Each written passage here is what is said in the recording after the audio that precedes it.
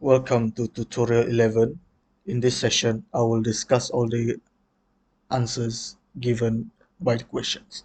So here is question 1, okay, and question number I, and here we are going to evaluate a double integral given this expression 1 over x plus root y with respect to dy dx, okay.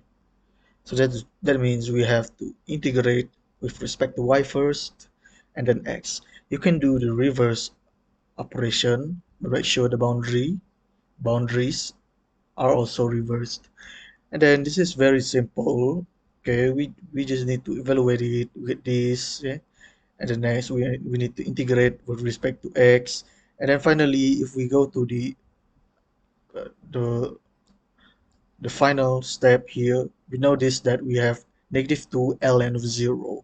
Since the natural log of 0 is undefined, I does not have a definite integral, so we cannot evaluate this double integral.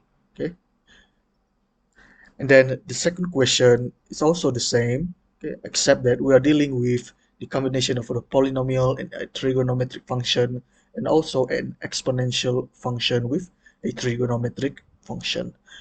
Here, okay, we have to integrate dx first, and then we have this, okay, and then next substitute the boundaries, and then do for the d theta with respect to d with respect to theta, okay, and then if we evaluate the integral, the value is approximately 30.033.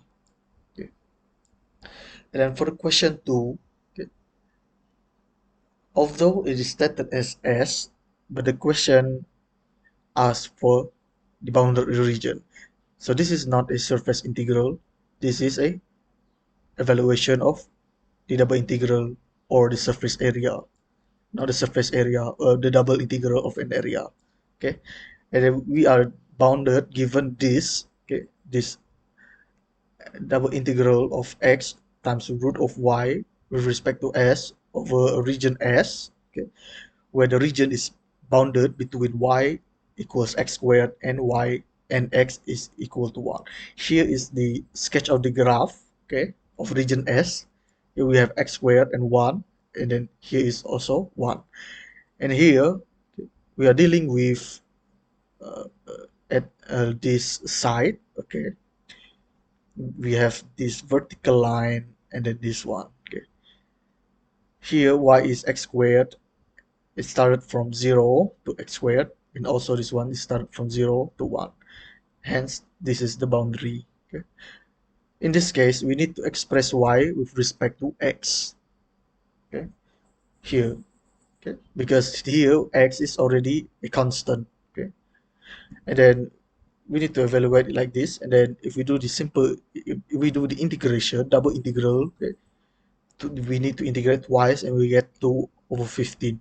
Okay, and then the second question is the opposite case of the first question, where we have the horizontal line, okay, and y is a constant, so we need to express x in terms of y, okay, here. So that's why I put dx first and then dy, because x here is acting as a dependent variable, and then y is the independent variable, okay. And then if we evaluate this integral, okay, we do the substitution and we do it, it will get this final answer, okay. And then for the third question, okay, in this case we need to use polar coordinates. So given a bounded region, x squared plus y squared is greater than or equal to 1 or less than or equal to 4, okay. And then 4 is means radius of 2, and then 1 is the radius of 1, okay. This is 1, this is 2, and then x is also greater than 0, so the shaded area is only the right hand side. And then we need to convert into polar form, okay. X squared plus y squared is r, okay. And then we need to just substitute 1 over r squared, okay, r squared. Ds is r dr d theta. okay?